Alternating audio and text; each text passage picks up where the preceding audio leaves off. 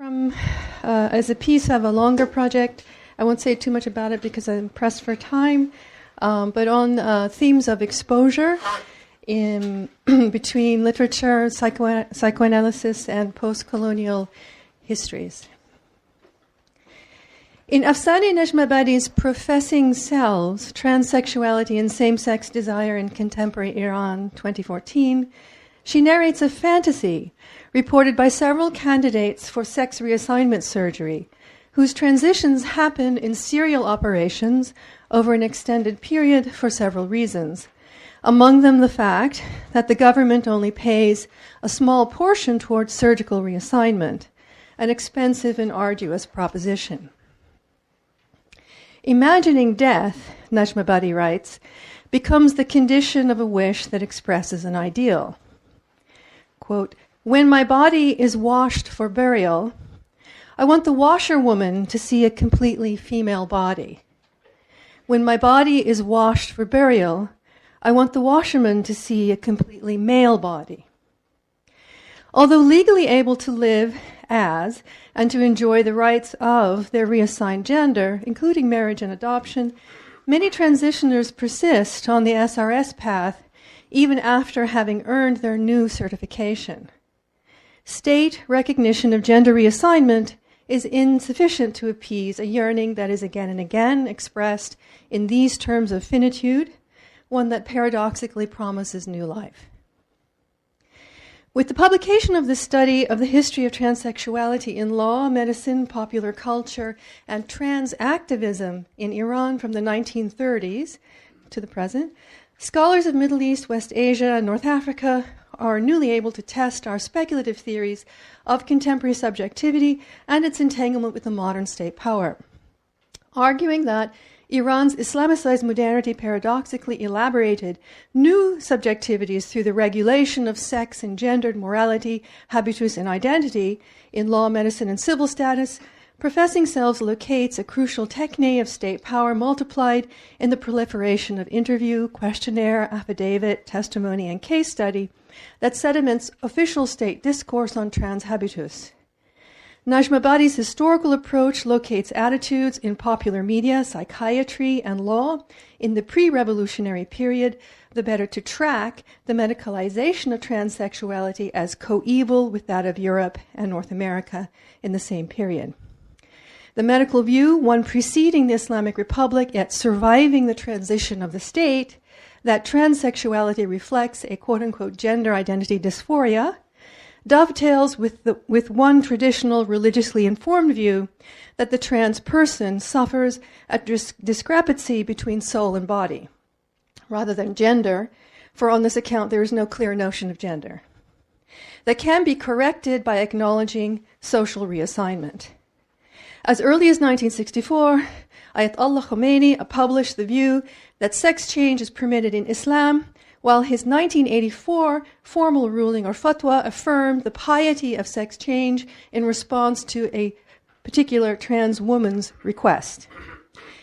This laid the foundation for the refinement over the next 20 years of a bureaucratic and medical apparatus, resulting in the institutional approach to trans habitus today.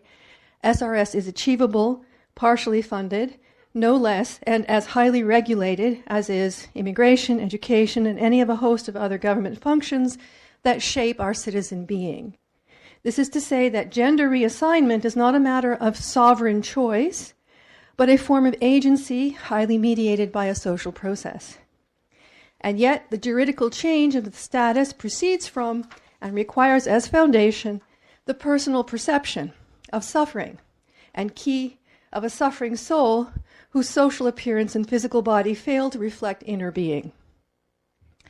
Despite significant disagreement among Islamist jurists, the weight of Khomeini's fatwa is indisputable as the basis of law, while its authority is directly attributable to, quote, his unique position as the leader of the most massive revolution in the late 20th century.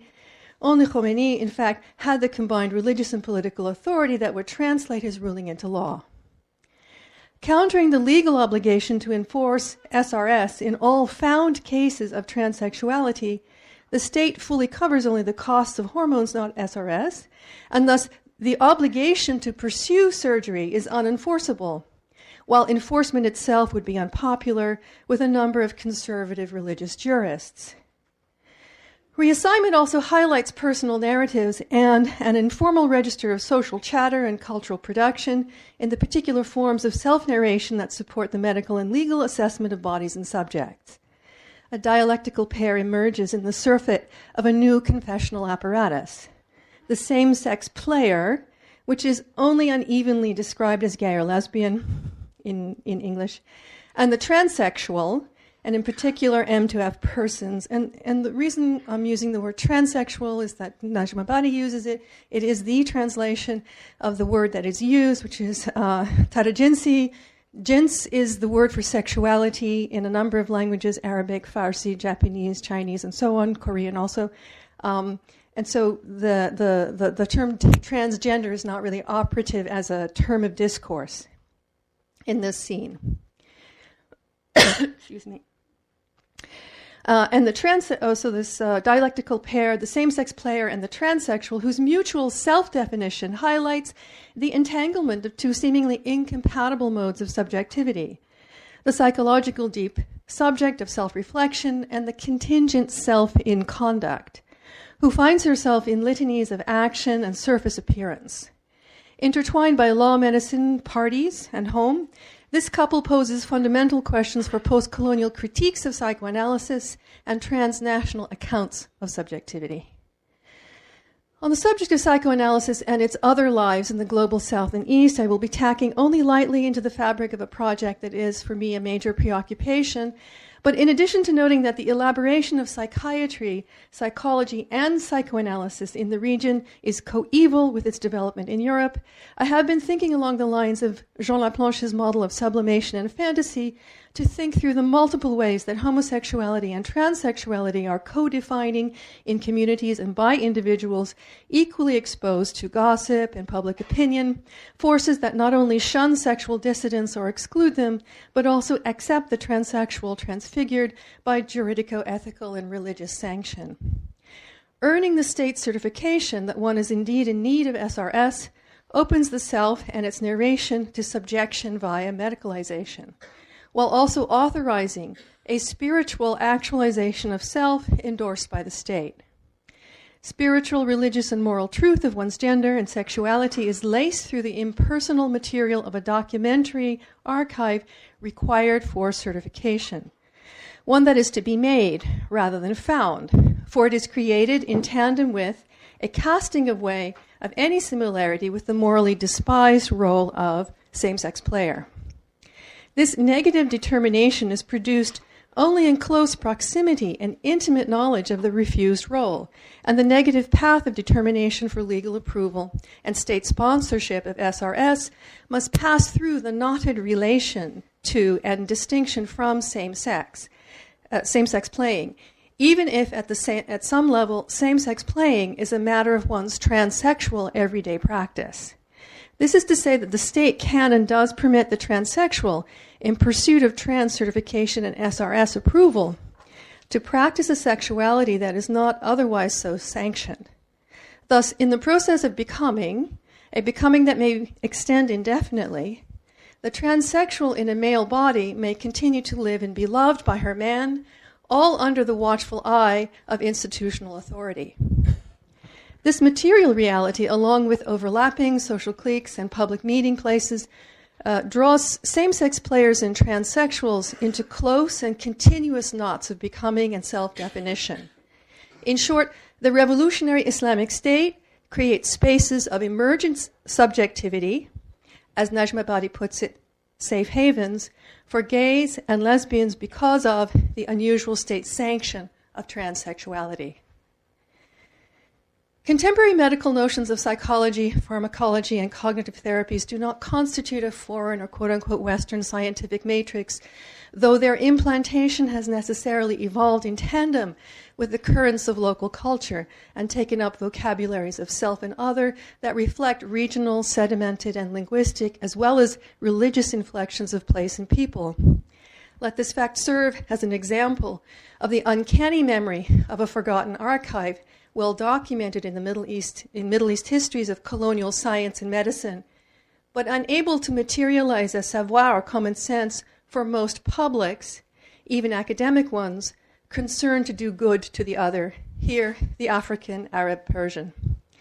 When trying to think with the archive of colonial medicine, from Africa to West Asia, and only from its political, social, and historical sediment, but also in the spectral forms materialized as psychic traces of relations of violence and loss, ranging from the brutal to the passing and delicate, the figure that has seemed most adequate and compelling to me has not been that of a foreclosure on lost affect, a closed door, a secret chamber of lost knowledge, or a failure to recall the knowable, but a loose tacking back and forth, up and down the sliding ladder of value, knowledge, past and future becoming. It is said that knitting originates with Shat al-Arab, on the Arab River, also known in Farsi as Arvan Rud, and which draws the border between yesterday's Iraq and Iran. A swift river, the fish must have run it faster than hooks could catch their gills. Much easier to drive them into open work nets, light or heavy, made by bone needles with flax and knotted sinkers. Such fundamental activity as knitting and fishing cannot have originated in a single place. Still, the production of vitality, death, and daily practice from a knotted mesh of gathered fibers is both apt and evocative as an image for the Iranian modernity described in Professing Selves, where no single explanatory narrative or psychic model dominates the self-understanding of the persons at stake. By way of illustration, let me begin with a vignette. In the office of the resident clinical psychologist at the Nafab Safavi Emergency Center of the Office for the Socially Harmed of the Welfare Organization, the plaque must be huge, the weekly transsexual support meeting is underway. And I quote, longishly, "The previous week, the doctor had talked about the importance of knowing oneself and had asked everyone to contemplate that topic for the following week's conversation. He opens the day by asking if the group members had engaged in knowing oneself.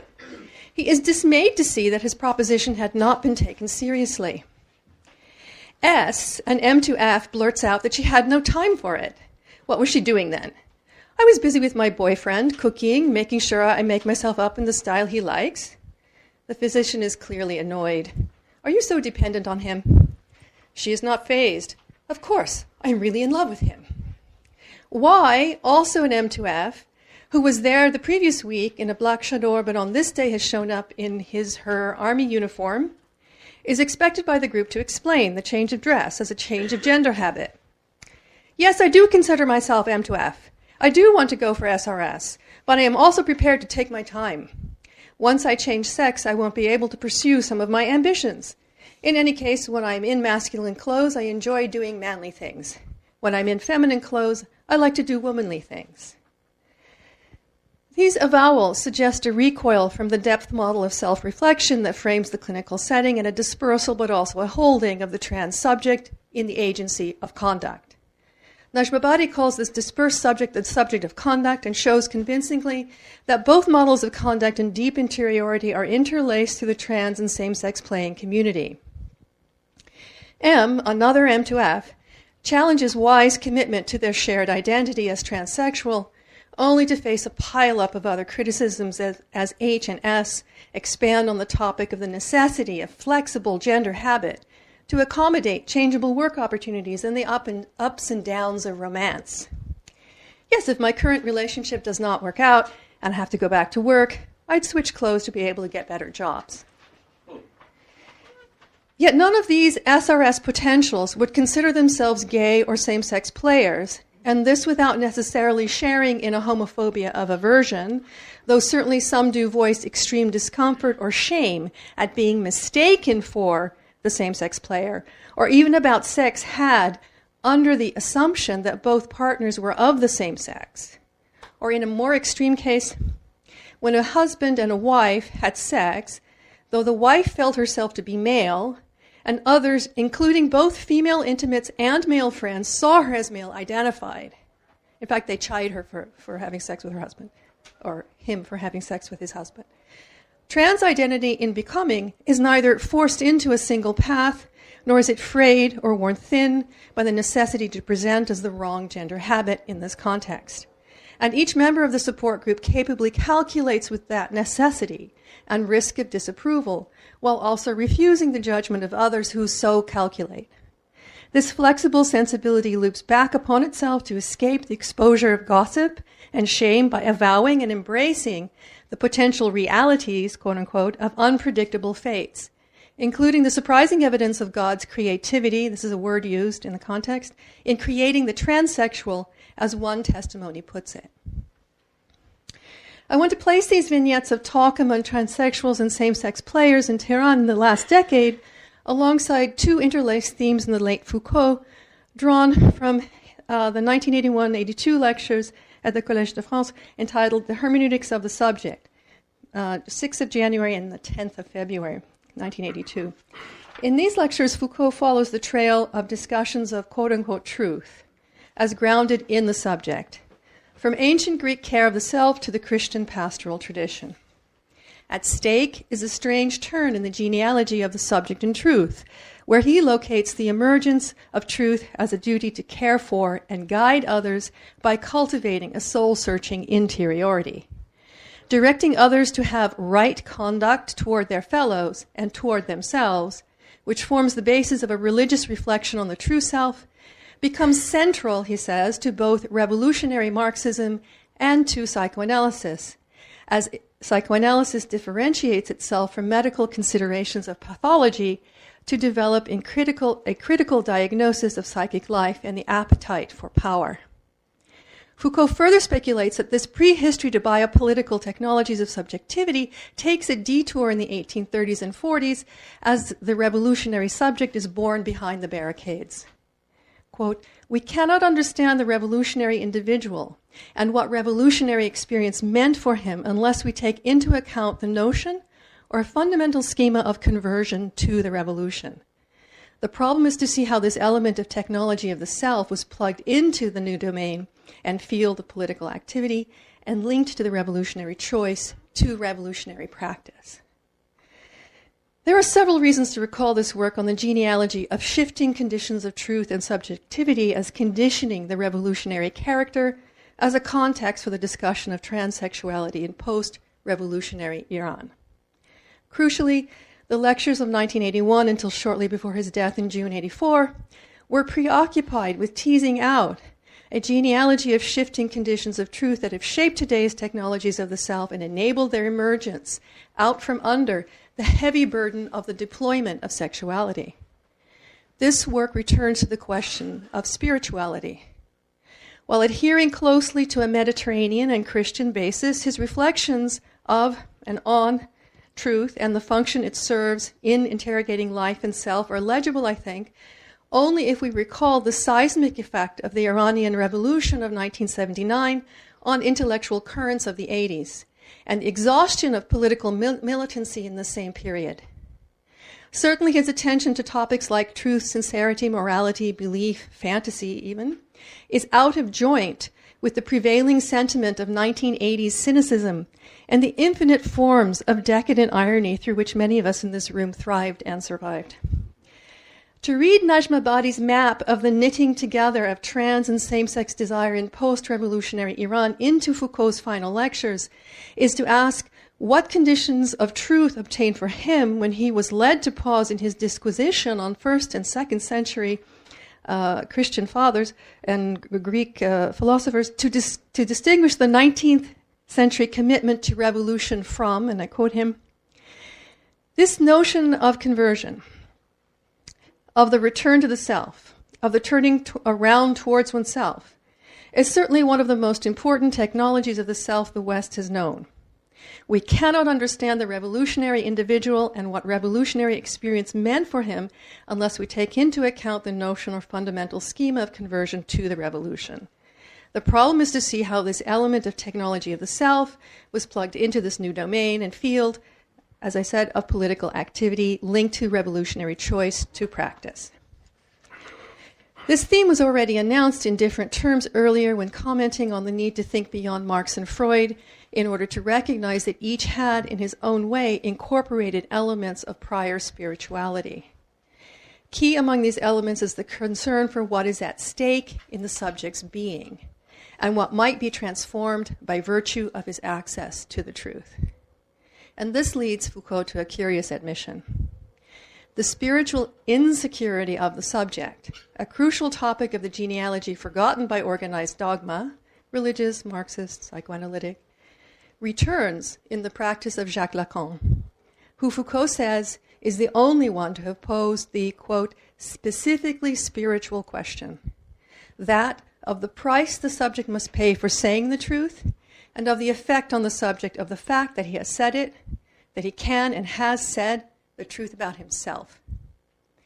Carried forward in the stream of psychoanalytic thinking since Freud, this concern for the truth of the subject arrives at a paradoxical agency of the subject, one which is materialized only in an address that reflects back upon him, binding him in a scene of agency as a social process of speaking a truth with consequences. Knitting the self. In the early passages of Professing Selves, Najmabadi presents us with her regretful realization that she could not in good conscience write an ethnography of contemporary trans community in Tehran. This insight came early in the 12 years project of the book, as she began to frequent trans support groups, activist spaces, the clinic, and court archives. She resolves her conundrum by steering between the patterning of ethnography and an impersonal history of law and institution, all the while narrating snippets and fragments of stories told to her in over a decade of conversation and careful listening. As fragments of an archive of encounter, they have the uncanny effect of unweaving the categorical order of the state and dissolving the analytical lexicon of medicine and academic study. Words like transgender, gay, and lesbian were the first casualties of listening attentively to trans and same-sex desiring people who met in group therapy, as I've described, but also regularly in public places like urban mall eateries to talk about sexuality and gender performance. And underline, they're doing this in public. A further knot extends the net. Religious themes are not uncommon in the dreams and fantasies that Najmabadi reports, and several of these bear out what still other trans individuals reveal, namely that for many, their motivation or inspiration for transitioning is best expressed in a vision of their own body in death. The corpse washer. When I am buried, I want the corpse washerwoman to see a female body. I want the corpse washerman to see a male body. Proffered as an explanation for pursuing SRS even after legal reassignment has been achieved, this imaginary scene attests to a desire in excess of state law, community norms, and religious dogma. Laplanche and Pontalis' famous 1964 essay on fantasy contains the oft-cited claim that the subject is dispersed in the scene setting of the fantasy rather than represented in a single element or character. The corpse washer fantasy may indeed be such a syntax for the desire of the SRS aspirant. But today I wish to explore another later formation of fantasy in Laplanche's 1999 essay, Sublimation and/or Inspiration, which enables a reading of the fantasy not only as a sublimation of what he calls the enigmatic message, but also as an ongoing address to and from the other, who presents the enigma of gendered embodiment and desire. Very quickly, and I apologize for the brutality of this summary of Laplanche. Could I have a cigarette? Laplanche returns to Freud to argue that the seduction theory holds the kernel of human sexuality. Insofar as the infant is the recipient of nurturing care, suckling and caressing that communicate the sexual unconscious of the caregiver, and inscribe this enigmatic message as a mystery to be solved, given meaning, or repressed, foreclosed, or sublimated. The enigmatic message is what marks the irreducible dimension of otherness, for which the forms of translation, repression, sublimation, etc., are processes of closure to the other's address, an enigmatic, seductive, sexual address, end quotes. In the service of a primary drive to know, by resolving the enigmatic message in flattening sublimations that bind the drive, or by opening up to otherness as traumatic enigma.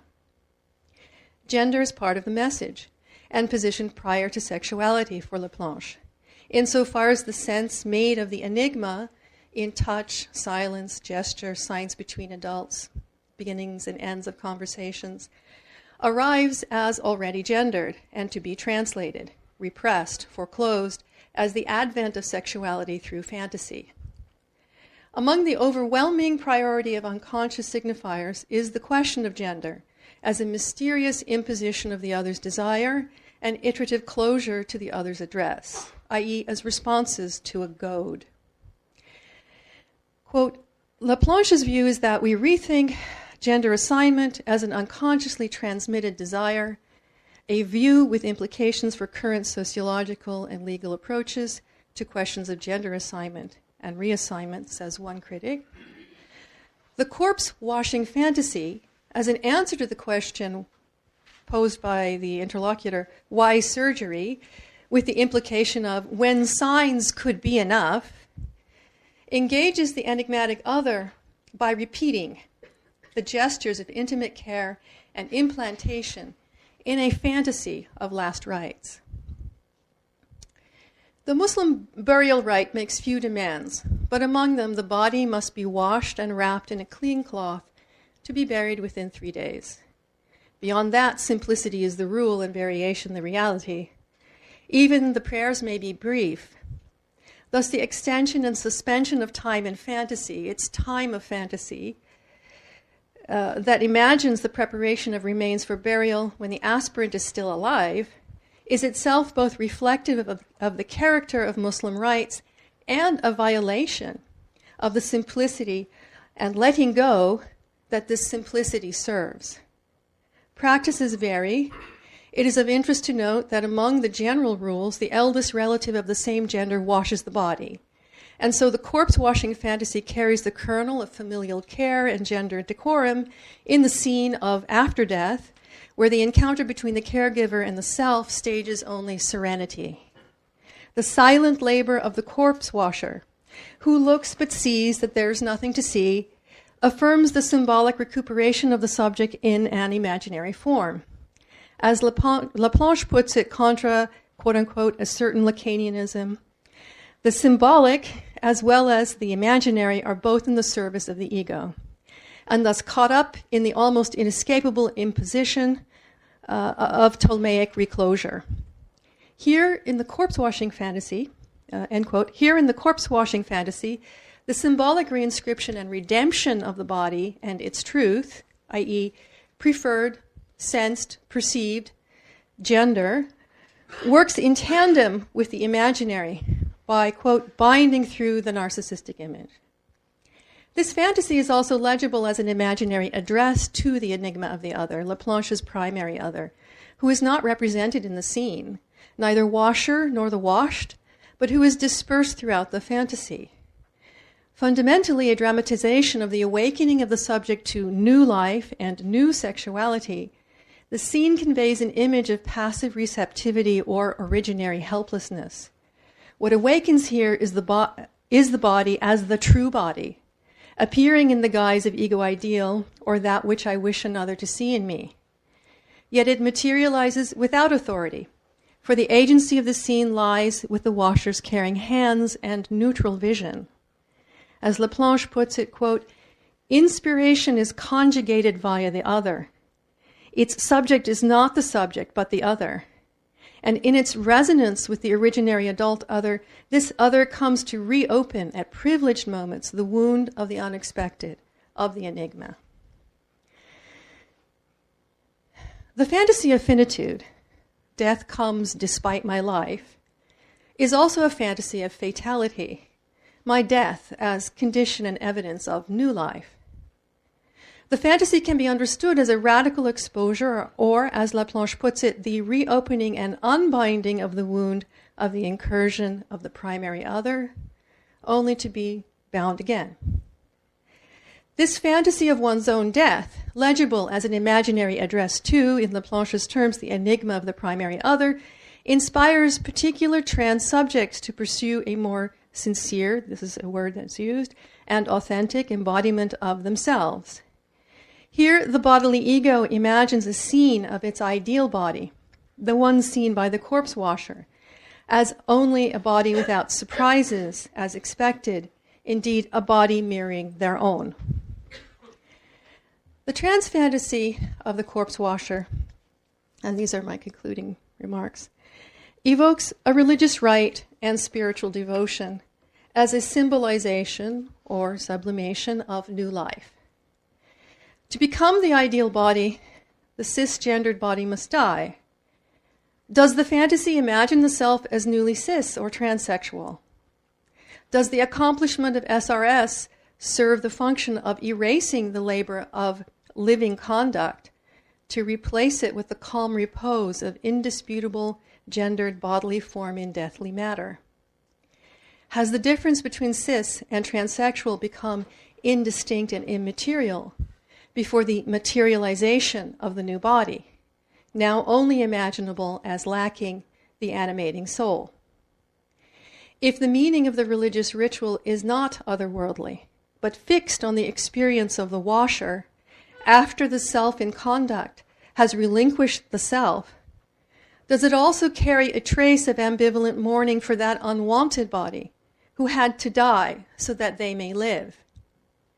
Along the lines proposed by Laplanche and Freud, that we imagine our own death through the death of the person close to us, I am suggesting that the transness of the fantasy depends upon this translation or trace of the unwanted and mistaken body, while the inspiration allows the other, here the corpse washer in the right body, to reappear, to reopen the wound of the traumatizing message.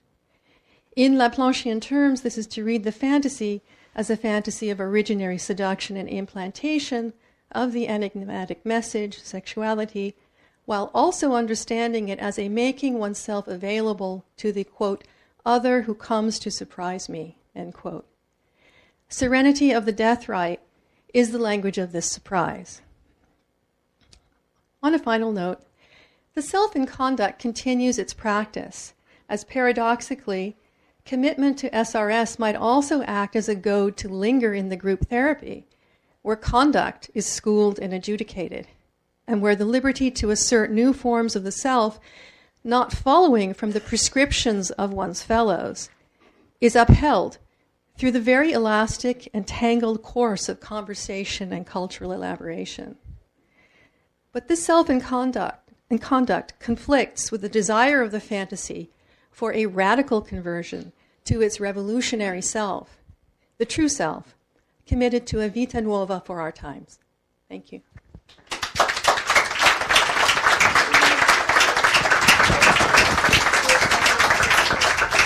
Thank you, Dina, for raising such complex and relevant questions. And I think your paper resonates with a lot of what we've talked about, starting with a matter of life and death, perhaps. So I will let other people ask questions at this point. Thank you very much, Dina. Very, very inspiring. I'm thinking about my experience in Iran. I'm Iranian, and a quote that's very, very sort of regularly used in Iran, that Iranians notoriously do not learn from punishment, and that for example,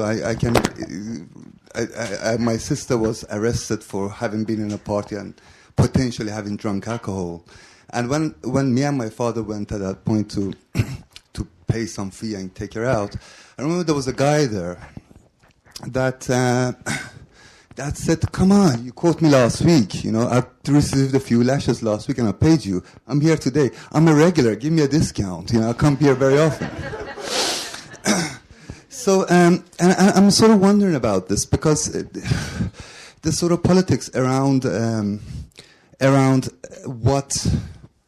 how Iran deals with the idea, with the whole subject of not just trans but homosexuality is very complex. In that there is a thing that you're either when in America Ahmadinejad was asked about homosexuality in Iran, he famously said, "There is no gays in Iran," and so there is a choice which is pretty fake. So if somebody is, for example, busted for having engaged in some sort of homosexual act, then there would be two choices. One is to hang, to be killed, or the other one is to be forced into gender assignment. So it's not a choice per se. It's you have to take gender assignment or death. It's one of the two.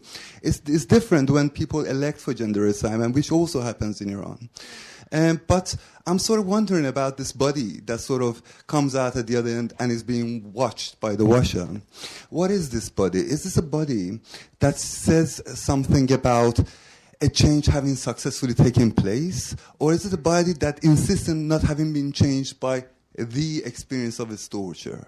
Mm-hmm. So I'm sort of thinking about that, whether, you know, what is it that really gets communicated, that no matter how much you kill me, you will never kill me. Mm-hmm. So that's sort of a thing. I'm thinking several things at once. I think we have to be able to think of the state as this perverse, as a production of this perversity you describe as punishment. It has other attributes, but when thinking sexuality in this context and gender in this context and then homosexuality and transgender, the model of the state as punisher doesn't serve us if what we want to understand is the last part of your question, right? So I'm not saying that that's what you were saying. You were describing two distinct spheres of habitation, of encounter, even. The state as punisher, if we approach it through its own being, or its own existence, not being, its existence, documents, institutions, employees, the whole political economy of that state, we find, I think, that exactly the kind of vitiation you're describing, everything is negotiable. All of the rules are perhaps at the discretion of a petty sovereign, like immigration rules here in Britain, for instance. Right? There's the law, and then there's what happens. In no way am I unaware of or uninterested in or disclaiming the fact of capital punishment, not only for homosexuality but for other moral crimes, right? So there's a larger context for the crime of homosexuality. You know, I think I'm a little older than you. In my living memory, homosexuality was still a crime or forbidden or illegal or semi-policed here in Britain, as I recall. I was surprised to learn that I was living in a state in, I think whenever it was Bill Clinton had his affair, where sodomy, defined as oral sex between consenting heterosexuals, was illegal. So I want to worry a little bit the dichotomy that might be emerging here in the minds of some, that Iran is a very, very different case. There's obviously a history of the criminalization of sexual acts and sexual identities. So that's another caution. I'm very interested in what this body is. And I don't claim to have offered an answer to that. I've done a reading from the position of a very particular set of subjects who are the ones who avow this fantasy. Now, what would it mean for others? I think this is a really interesting idea. What does it mean if the pious, perhaps, believing, fully sincere SRS seeker has this fantasy? does it have an implication or ramification for the very out queer guys who are partying in the same party as his or her brother, sister, cousin? Probably not that one, right? Because there is this larger social process, which is what I'm trying to get at in the metaphor, a little conceit of knitting together, and how to think about it. People like to confront me and say, well, homosexuality, all sexuality is prohibited all throughout the Middle East. And I say, well, actually, there's a disagreement, and that is the reality, that there is this declivity, which isn't so alien in fact. But getting back to the body, so what is the body in this case if it is a homosexual body who's been coerced, right? I don't know. What is the reading? I like your reading. You can kill me, but you'll never kill me. I think that would be an adequate reading of that fantasy if it were avowed by, let's imagine, gay, male, self-conscious, out, capably manipulating his sexuality, right, and his identity. Are there other things that you want to say about that scene?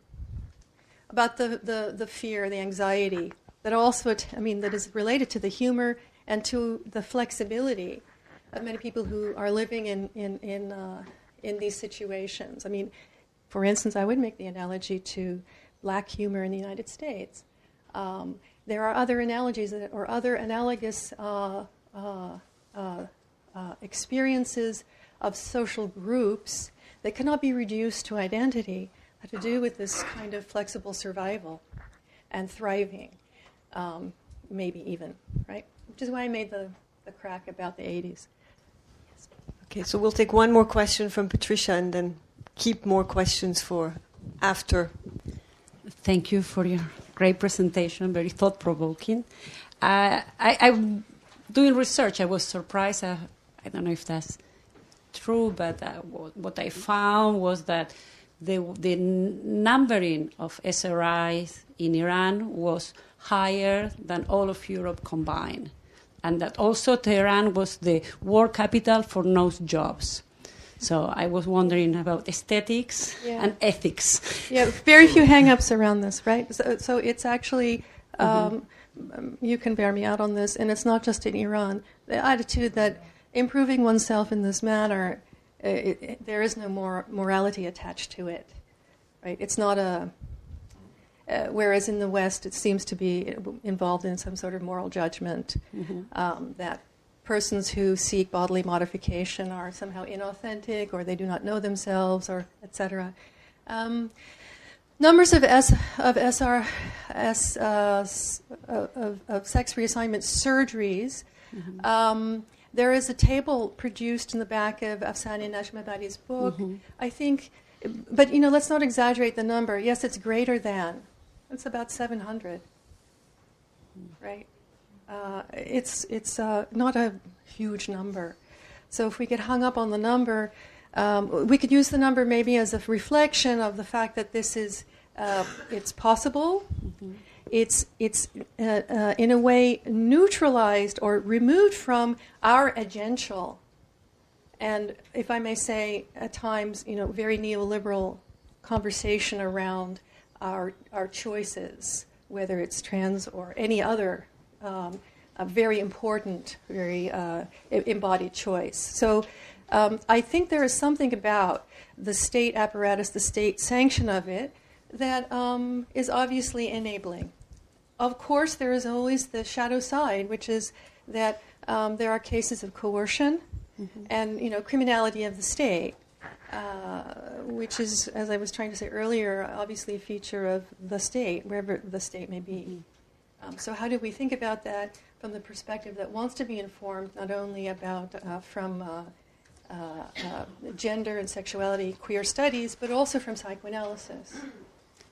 But what also she argues, and quite convincingly, is that this that in a way the possibility of being trans also allows for a space for homosexuality, that some people may identify as trans and then do not do more than that identification as pure signifier, and then acquire a certain element of freedom.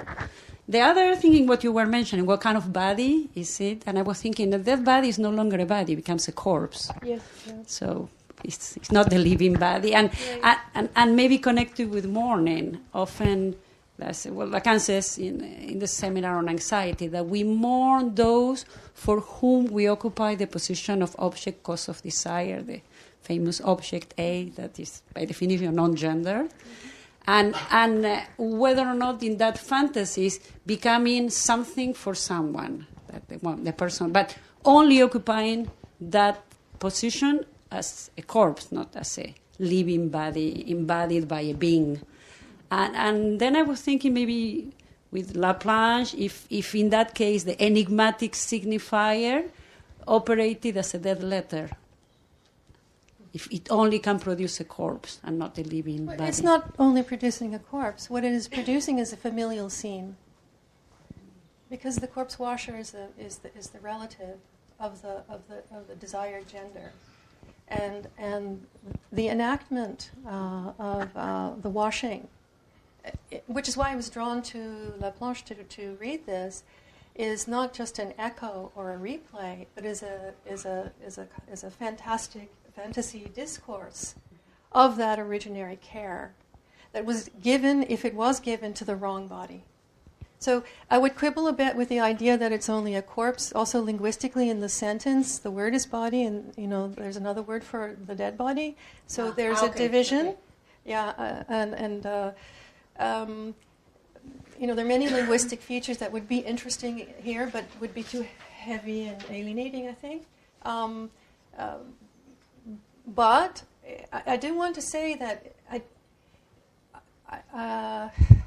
I feel committed to reading the fantasy from the perspective of the body being a body, because for those subjects, right, whatever we might deconstruct about their own self-knowledge, right, and they are subjects of the unconscious, of course, it is the bodiliness of the body is what they're working on in that fantasy.